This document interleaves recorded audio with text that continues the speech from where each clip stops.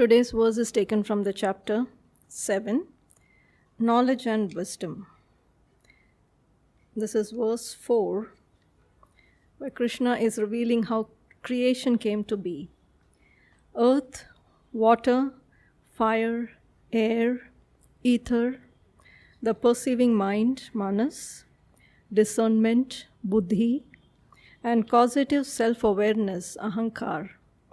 Such are the eightfold divisions of my manifested nature, prakriti. So in this verse, Krishna is telling us about the 8 elements that constitute his manifested nature. Prakriti, as we all know, is the world as we know it, what we feel, hear, see, smell through the senses. Now, the essence of Prakriti is joy. We may find that difficult to understand, but as the scriptures tell us that creation is a result of God's desireless desire to enjoy himself through the many. I remember recently when we were at a workshop, after we had shared the teachings, at the end of it, a young boy tells us, this is one life that we have. We must learn to enjoy it. And true, we must learn to enjoy it, but the right way. Fun too has to be had in an intelligent way. We know from our own experience that ignorance is no fun, that it brings us suffering. And therefore, the teachings of yoga and what Krishna reveals in how creation came to be also reveals to us how we can ascend back to spirit. It's a fascinating study, but as Swamiji emphasizes in his commentary, what is more important is how to get out of this drama. Now, as we saw that we came into being as a result of God's desire to enjoy himself through the many, so he vibrates a portion of his consciousness to produce the great vibration of Om. Now, Om is the divine mother aspect of creation, pure cosmic nature. Om then in its progressive vibrations first produces thought, then produces energy and light, which is the astral realm, and finally crystallizes into form, which we know as Prakriti. Which we know as Apara Prakriti.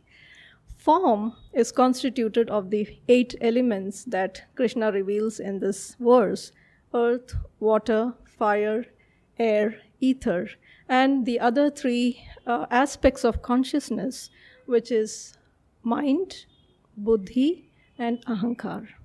Now, it is interesting, as Swamiji notes in his commentary, that Krishna does not mention chitta here as the 4th aspect of consciousness.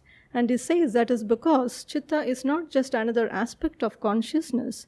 He said chitta is consciousness itself. In this verse, Krishna is talking about each of these elements in cosmic terms. So when he talks about mind, he's talking about the cosmic mind that perceives all things in the universe. When he talks about buddhi, he's talking about the intuitive intelligence in all of creation. And when he talks about ahankar, it is not so much the individual ego in man, but the one self that is identified with the body of the universe itself. But as we see that the same way that creation came to be, as in the macrocosm, so in the microcosm of man. So energy enters man's body, as Paramhans Yogananda mentioned, through the medulla oblongata, which is a point at the base of the brain. And through this point, energy flows up to the brain, then down through the spine, and is locked at the base of the spine as a great energy called Kundalini.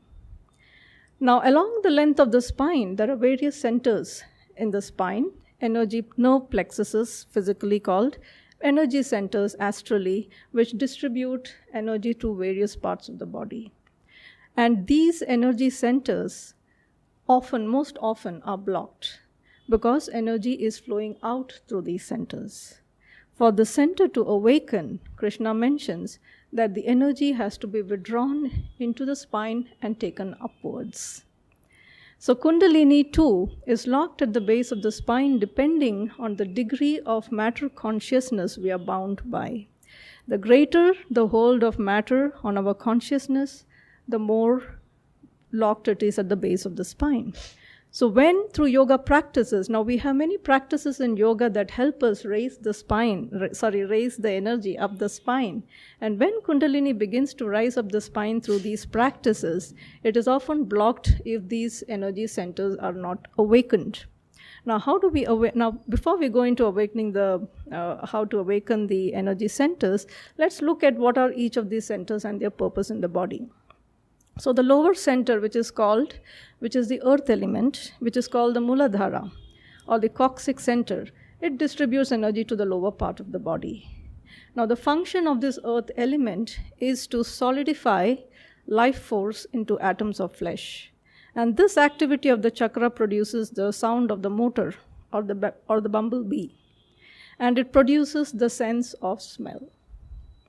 An inch and a half up the lower center is the Swadhisthana, or the sacral center, which is the water element. Now the water element is responsible for sustaining the atoms, Master writes. All of this Master has written in his book, in the Bhagavad Gita commentaries. In the sacral center is responsible for sustaining the atoms of all the watery substances in the body, the blood and other fluids in the body, and it is responsible for the sense of taste.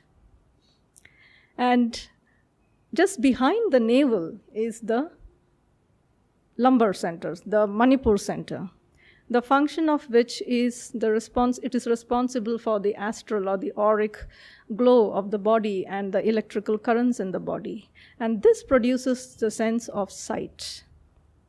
The heart center, or the air element, is responsible for enabling oxygen and prana to mix with the physical cells.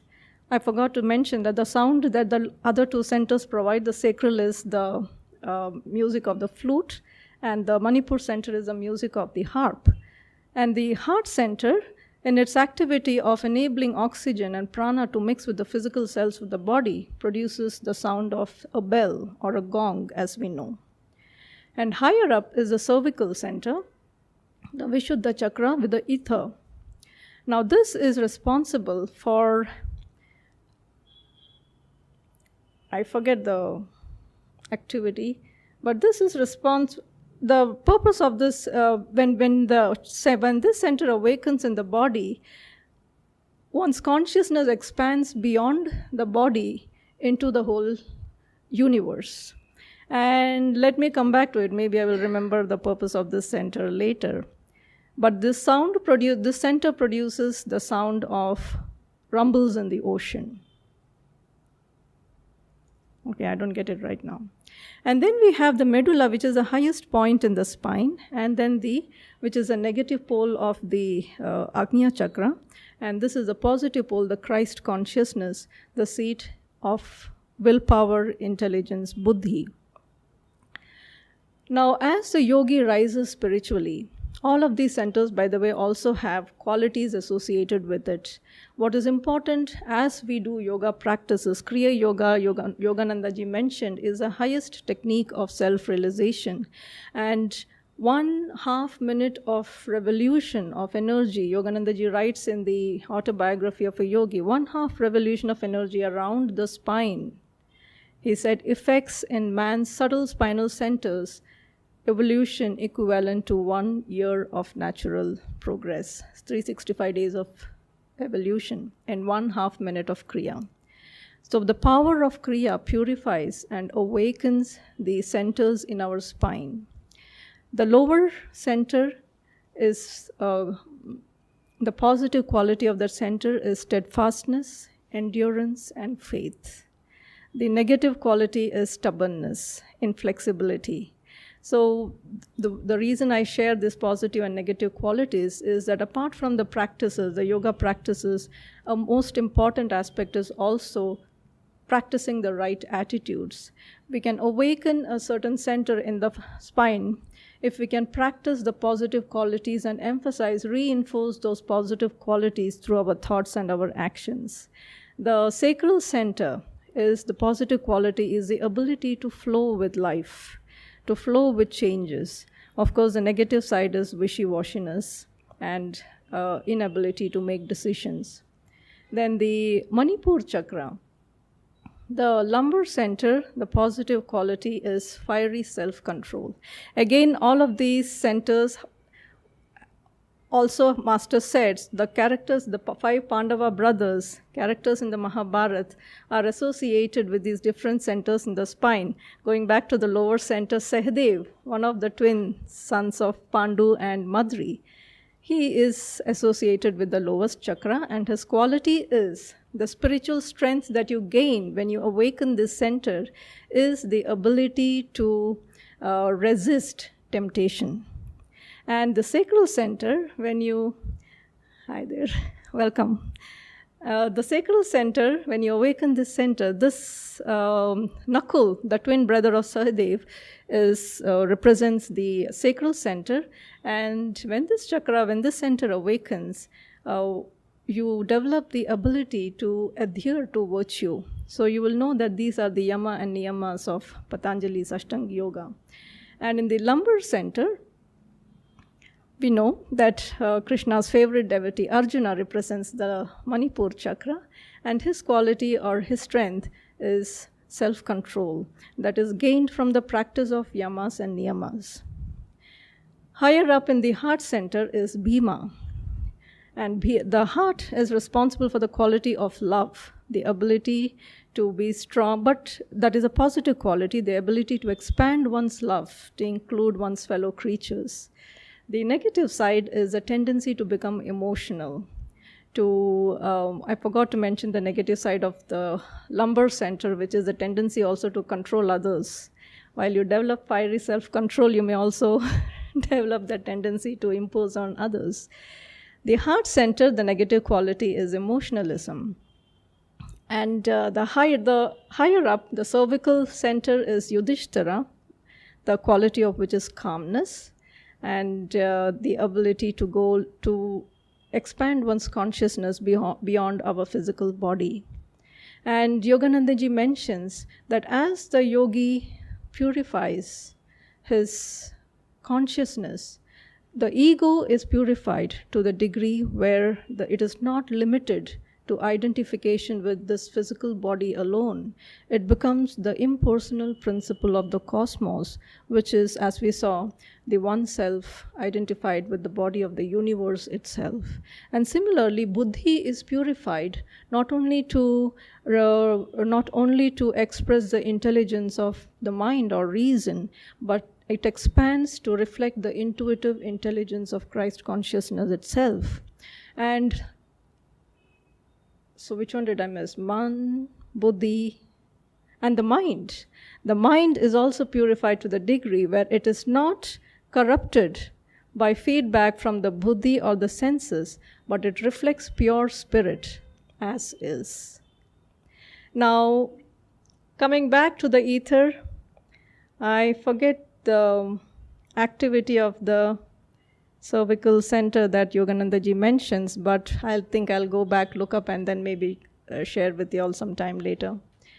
But for us, friends, to understand that the process of ascending back into spirit, again, it is not our individual effort alone, but also the power of the Guru, grace that uplifts us, because the strength for any of these changes do not come from our intelligence alone.